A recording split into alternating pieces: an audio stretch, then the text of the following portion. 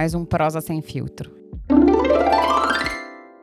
Essa é a nossa 4ª temporada. O Prosa é uma pílula semanal, no qual nós conversamos aí sobre diversos assuntos, informações sobre desenvolvimento pessoal e, é claro, sempre na companhia do meu parceiro, Ivan Giacomassi. Seja bem-vindo, Ivan. Olá, pessoal. Obrigado, Jô, pelas boas-vindas. Que bom estar aqui com vocês novamente em mais um programa. E o bate-papo de hoje é sobre como as inteligências artificiais estão mudando a nossa concepção de mundo, a nossa forma de interagir com o mundo, sei lá, tá mudando totalmente a nossa cabeça. A minha, pelo menos, tá parecendo que tá tendo, assim, uma epifania, sabe? Você ultimamente tem ficado encantado com as inteligências artificiais. Eu já sou naturalmente seduzido por tecnologia, né? Adoro, né? Tem gente que gosta de carro, que gosta de celular, que gosta de várias coisas. Eu gosto de tecnologia, software, funcionalidades e... ultimamente, vendo essas novas ferramentas, ChatGPT, Lambda e tudo mais que está vindo por aí, isso tem me causado assim um êxtase intelectual que é até difícil de explicar.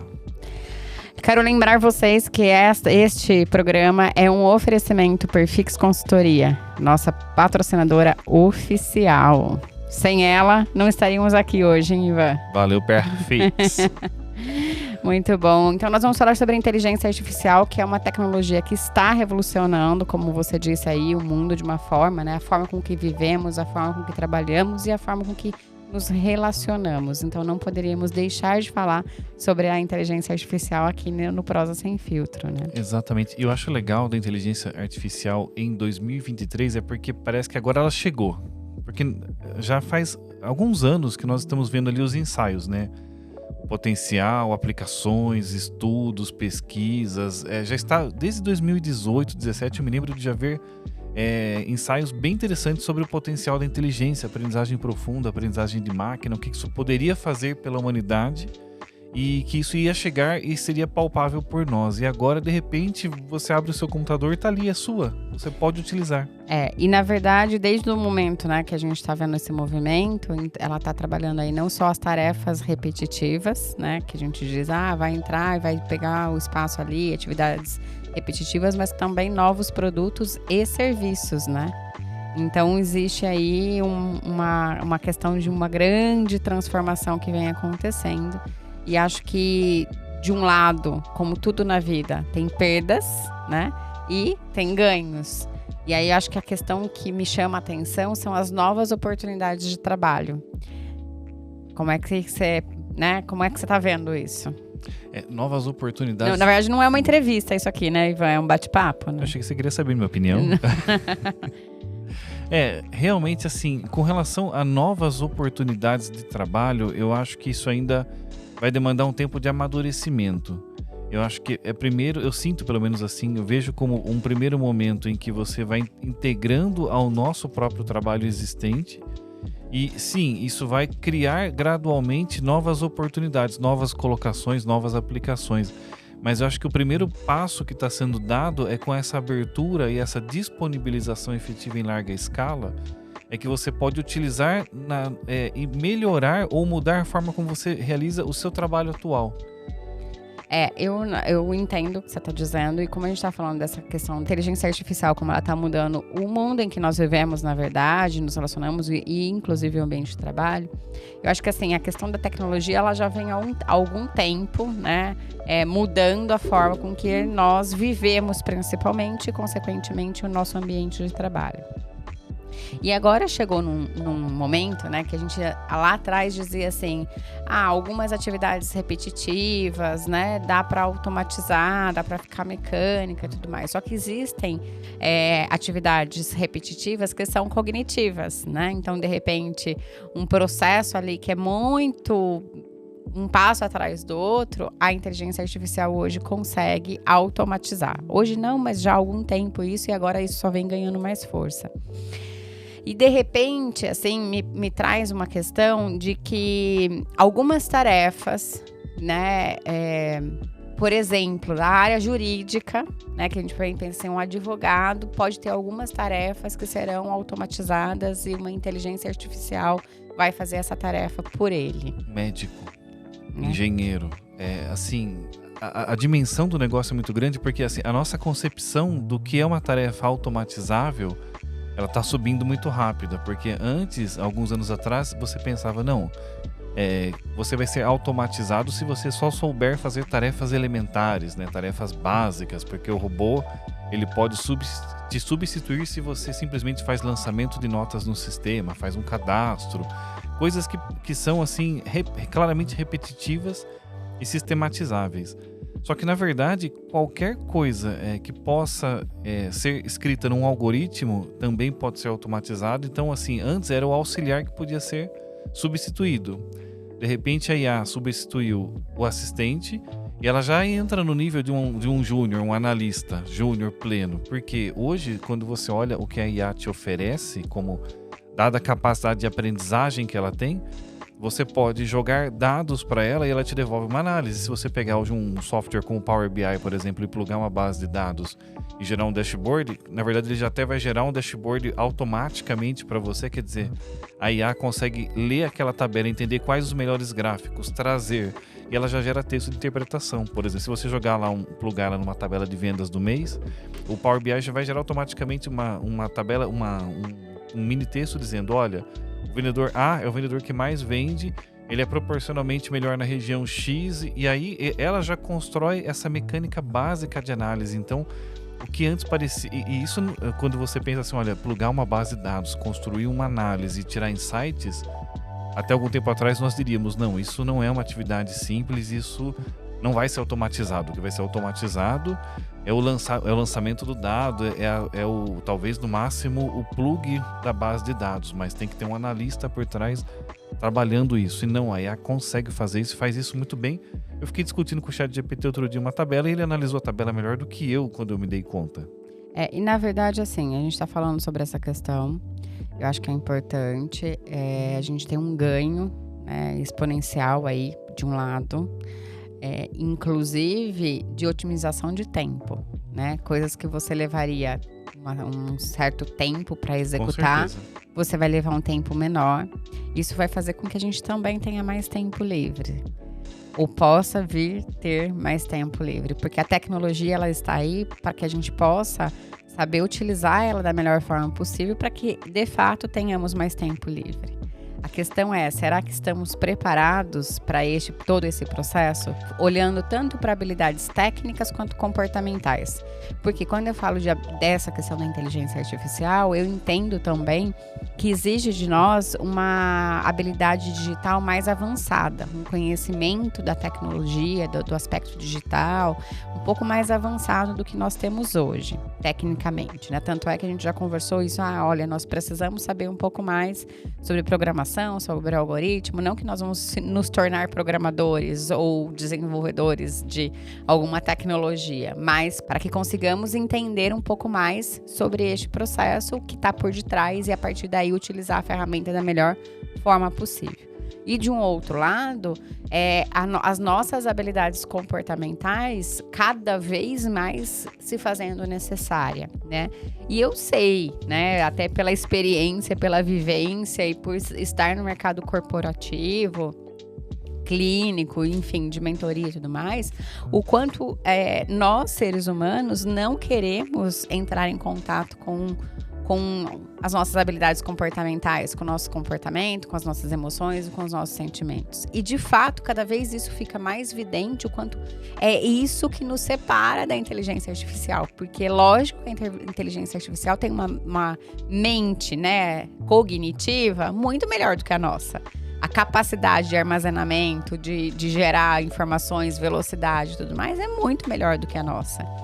E é muito louco o quanto realmente nós precisamos voltar a nos conectar com as nossas habilidades humanas. E assim, é quase que...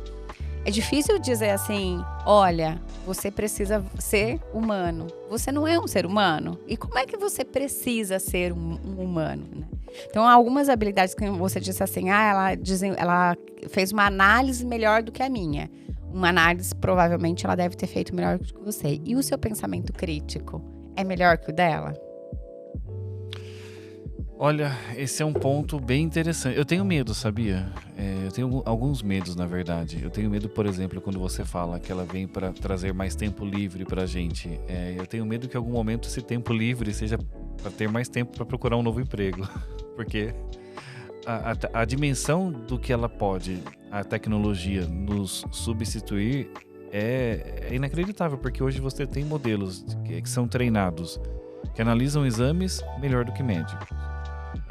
Cálculo estrutural de projetos de engenharia há tempo, já que a engenharia usa softwares adoidado para rodar cálculo. Então, ela pode contribuir para projetos de uma maneira inacreditável. Talvez em algum momento uma IA possa fazer um processo terapêutico com um paciente, com uma psicanalista. Sim, já existem algumas IAs nessa linha sendo Exato. trabalhadas e desenvolvidas. Então, assim, parece que não existe um limite claro, ou não. Na verdade, não existe de fato um limite. À medida que o tempo passar, cada vez mais ela consegue assumir praticamente qualquer papel que a gente tem hoje. E aí essa reflexão sobre o que é ser humano e o que resta para nós, o que nós queremos como nosso modelo social, isso é uma das coisas que ao mesmo tempo me fascina e me preocupa, porque quero tempo livre. Só que tipo de tempo livre, quais os limites da interação e substituição que a máquina vai ter? Porque não adianta falar, vamos... Lá na época da Revolução Industrial, quando as máquinas começaram a substituir os operários, dizia-se, não, algumas tentativas assim, vamos queimar máquinas para proteger os empregos. Não adianta falar, vamos proibir IA para proteger, porque não é esse o caminho. A questão é como é que a gente concatena isso e cria uma convivência saudável homem-máquina. Assim, quando você diz, né, isso me preocupa, né, ter mais tempo e tudo mais, e de fato isso é preocupante, porque as pessoas por um lado, elas dizem que querem ter mais tempo e que estão sobrecarregadas, mas por outro lado, elas não querem ter mais tempo, porque ter mais tempo significa ficar com elas, e não é essa companhia que elas querem, entendeu? Porque é difícil você ficar com você. Toda vez que você tem mais tempo, você está sempre fazendo alguma coisa, né? Ou num compromisso social, ou numa atividade, ou assistindo alguma coisa, ou lendo um livro. E aí você diz, mas isso não é um tempo livre? Não, tempo livre é tempo de ócio, tempo de ficar parado. Meditando. Olhando o tempo passar, as coisas acontecerem. É um processo de silenciar. E quando você silencia a mente de informações, você expande outros sentidos e de repente você entra em contato com outras coisas que você não tem a vontade ou o desejo de entrar naquele momento. Então, veja que realmente é uma situação que gera medo, né? Medo porque eu não conheço o que vem pela frente, não domino essa questão de inteligência artificial. Recebi algumas mensagens, né? O que é isso? É um aplicativo? O que é? Como que funciona e tudo mais. Então, tudo aquilo que eu não conheço e não sei o que gera medo. Então, eu tenho medo dessa novidade, mas também tenho medo de que sobre tempo para entrar em contato comigo mesmo. E encontrar coisas aqui que talvez eu não tenha vontade e não tenha desejo de encontrar, né? Os nossos modelos de negócio está mudando, na verdade, estão mudando, e não só o modelo de negócio, mas as profissões também, né? Nós não falamos sobre isso, talvez num outro programa a gente explore um pouco mais sobre isso, mas as profissões estão mudando. Esses dias eu falei para você, eu acho que eu vou ser analista comportamental de máquinas, né? Ensinar máquinas a terem padrões de comportamento, alguma coisa nesse sentido. É uma profissão que vem aí pelo futuro. O que é certo é que todo profissional vai ter que para estar bem, para ter uma possibilidade de colocação pelo menos, ele vai ter que ter a competência técnica de acoplar tecnologia àquilo que ele faz hoje. Então, se você é um analista financeiro, você vai ter que aprender a aplicar princípios de inteligência artificial dentro da sua profissão. Se você é médico, enfermeiro, psicólogo, engenheiro, todo mundo precisa aprender a utilizar esses recursos como realmente dentro daquela... O pessoal antigamente tinha aquele cinturão de ferramentas, né?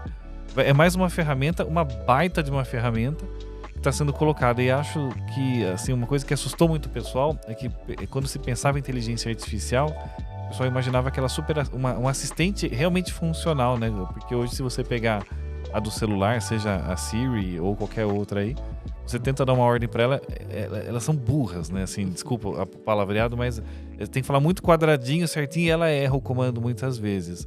Agora, com essas novas, não. Então não é só poder... E aí, assim, não é só poder dar comandos, né? Se você jogar no ChatGPT, cria uma dieta de 2.500 calorias e divida isso e gere a lista de compras que eu preciso, ela vai cuspir tudo pronto para você. E isso é que impressiona, essa capacidade fenomenal de geração de dados, informações, análise e interação com a inteligência humana. E por um lado, a gente tem neste aspecto uma melhora da eficiência e um ganho de produtividade. Quando utilizada a ferramenta de uma forma que eu não sei se a palavra é adequada, porque eu não sei ainda o que é adequado ou não para a utilização, porque é uma coisa muito nova do que a gente está trazendo. Mas vamos pensar, se a gente utilizar essa ferramenta de uma forma adequada, ela vai ter um ganho de eficiência e produtividade. E a gente já está vendo isso na prática, né? Porque nós já estamos utilizando as ferramentas para algumas coisas. Claro. E nós estamos vendo isso na prática com o nosso time, o quanto isso está sendo diferente. Na verdade, as pessoas não sabem que nós estamos lendo um texto aqui agora que foi escrito pelo ChatGPT. Brincadeira.